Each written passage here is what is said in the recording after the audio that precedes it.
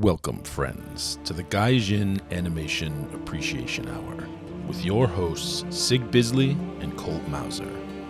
Here we will, together, appreciate anime in all its many splendid forms. Hell, we'll even appreciate things other than anime, but only when the mood is right. For you see, our purpose here is to bring all of you much-needed water in the entertainment desert we find ourselves in today. Oh, sure, there's thousands of things to watch on the various streaming services, but unfortunately, most of it is nothing more than poorly written, agenda-driven swill that the internet will assure you is the finest sake. Well, no more, my friends. Here we offer to you cup after cup of pure entertainment, sure to keep you nailed to your seats with its interesting concepts mixed with a double shot of ultra-violence and a liberal application of, fan service. One last thing before we get started. Please be sure to like this video and subscribe for more content just like this. Now, let the animation appreciation commence. Command Sir Jigglin, huh? Hello, everyone. Today we'll be covering Plastic Little, which is an OVA from 1994.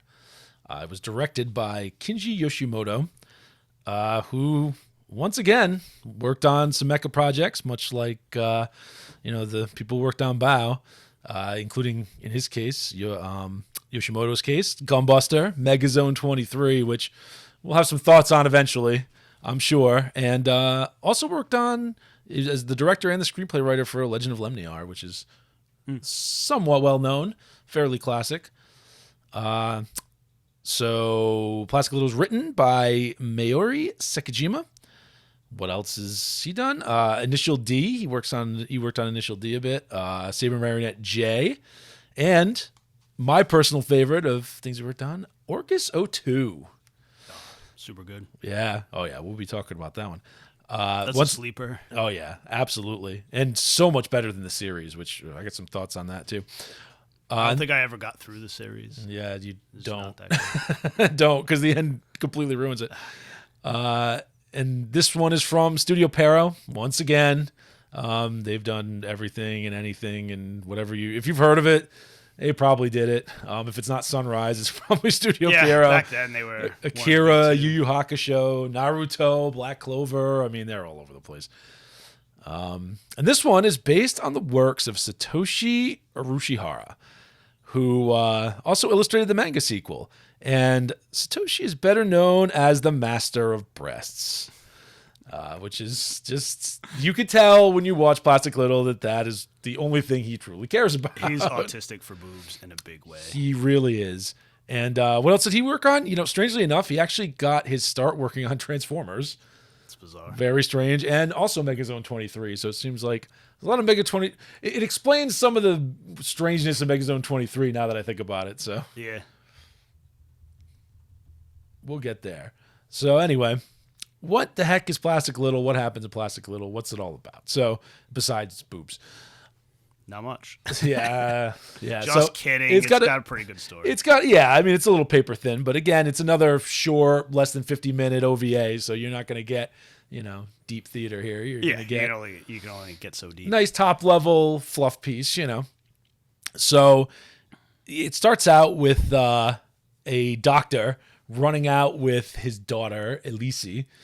And while they're being chased, the base is exploding all around them. There's gunfire. He gets shot, and he throws her in a pod, and she escapes.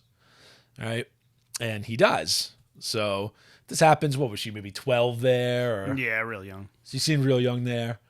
Anyway, it cuts to what I would consider the main character. Oh, actually, before I get to the main character, attacking the base, you get to see the villain briefly, Geisel, who is He's like 8 feet wide. the widest man this side of Lord Hazanko for anybody who likes their Outlaw Star.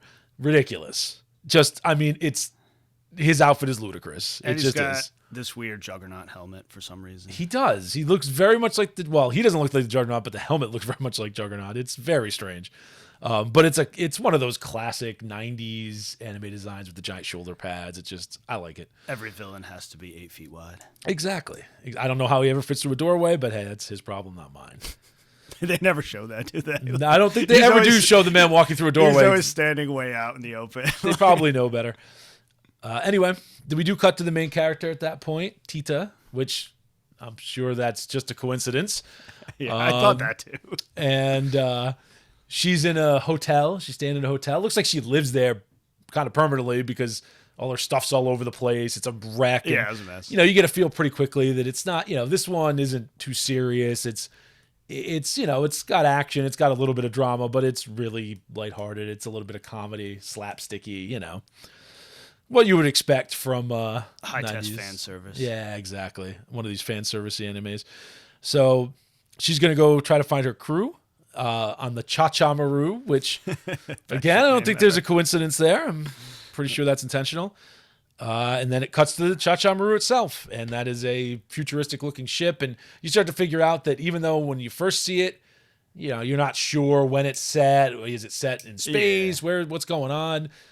You come to find out it's set on some type of space colony. It's not really clear. It's on I believe they're on a gas giant, and they're in the atmosphere. And they're floating. That basically makes some a sense. floating island, like in the atmosphere. Like it's Cloud City. Yeah, basically. Yeah. And the colony shaped kind of like a top. Yeah, and you learn later that like Elise's father invented the crazy gravity system that's like keeping them afloat. Yeah, and they're going to use that. Like Geisel wants to use that later to wreak havoc and kill people for some reason. I'll get to my criticism of Geisel later, but like he really has no reason for doing anything. Like he's just a giant wide dick. Yeah. They don't get into his motivations at all in any way. So Tita's now running around town. She's getting lunch for her crew. Very nice of her. And she runs into her, because she's running away from Geisel's men again. Right. And then, Tita has Elise jump on her bike.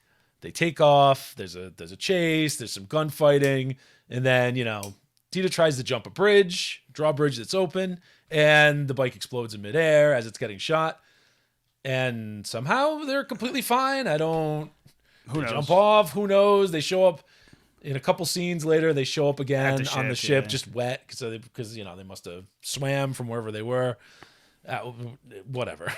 It doesn't matter. It's not that important. Anyway, it continues from there with Elise and Tita trying to stop Geisel from being an evil supervillain, because that's his jam. Pretty much. That's basically it. That's Plastic Little. There's some cool scenes in there. There's a whole hell of a lot of fan service in there. There is the longest bath scene I've ever seen in an anime ever in my entire life, and I've watched thousands. Yeah, I would agree. I mean, it's got to be 10 minutes. There's a reason the original U.S. release of it came with a jiggle counter. Because that was the epic Funimation. Not Funimation. It was ADV back then. The ADV jiggle counter. It only made it onto 2 anime.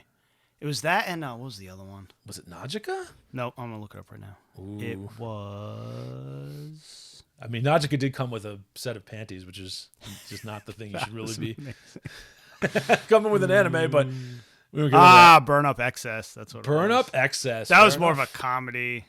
Like it didn't have. We'll probably get to it eventually. I remember watching it 20 years ago. So anyway, what do you like about Plastic Little? What do you not like about Plastic Little? Compared to Bao, story is a little thin. Like I said, Geisel, you never get any.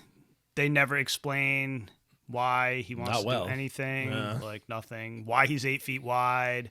Why when he loses his helmet he's a vampire. Yeah, he does look like a vampire for some reason. But he looks like a Castlevania vampire. But other than that, it's mostly fan service. But everything around the fan service is done well enough where it's like an entertaining 45 minutes. You know what I mean? They do an okay job on some of the characters. Was it Mikhail or whatever? Yeah. On the boat is pretty good, and the first officer, whatever the hell he is, I can't remember his name. Balboa. Yeah, those two. I mean, they get a little bit of character development. A lot of the rest of the crew just really doesn't. The old crusty engineer is pretty awesome. Yeah, I mean, it's It's paper thin. I mean, it's even more paper. The problem is they have too many characters. Like, Yeah, for something that short. Bao has 3 to 5 characters. It makes it easier, whereas something like Plastic Little just does not. It's got, they're trying to cram 10 characters in there. It's just, there's not enough time. There's no time, man. It's mostly about animating boobs. It is. God damn, do they do a lot of it. Yeah, they do a lot of it. Their jiggle physics is well represented here. Pretty legendary. That's really all it's about. I'm not going to say it's fantastic. I'm not going to say it's terrible. I'm going to say it's entertaining and it's short.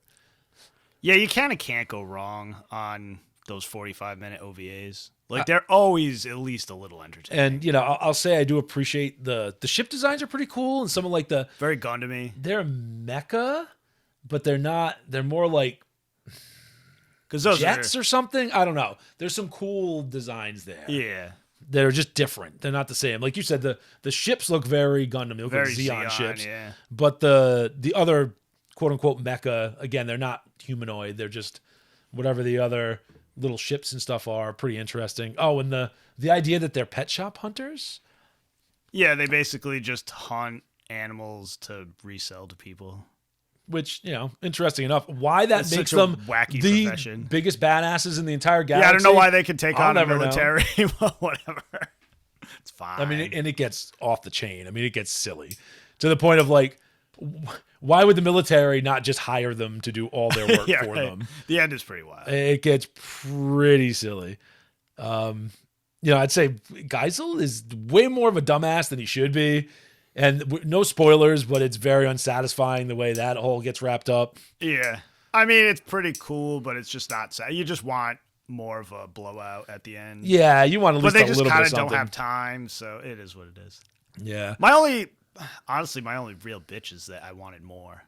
Like, I would have dug it more if it was like a 2-hour movie or like a 3-episode OVA. It needed a little more room to breathe. I mean, it's not that it's super interesting or super amazing or anything, but it's interesting enough that I think with some more room to breathe, it would have been better. Yeah. I don't think the follow-up manga really didn't flush it out. Yeah, I don't know. It didn't flush it out in the right ways, let's put it that way. Yeah, and I didn't. From what I read, I've never even read it, yeah, so I couldn't tell you.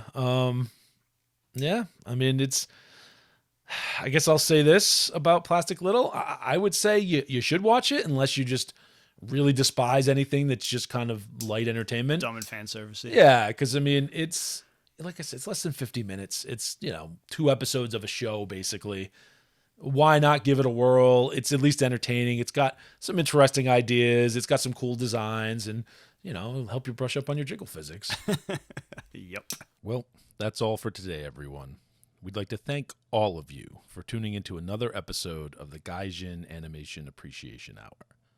Please remember to like and subscribe, and may your entertainment be always, well, entertaining.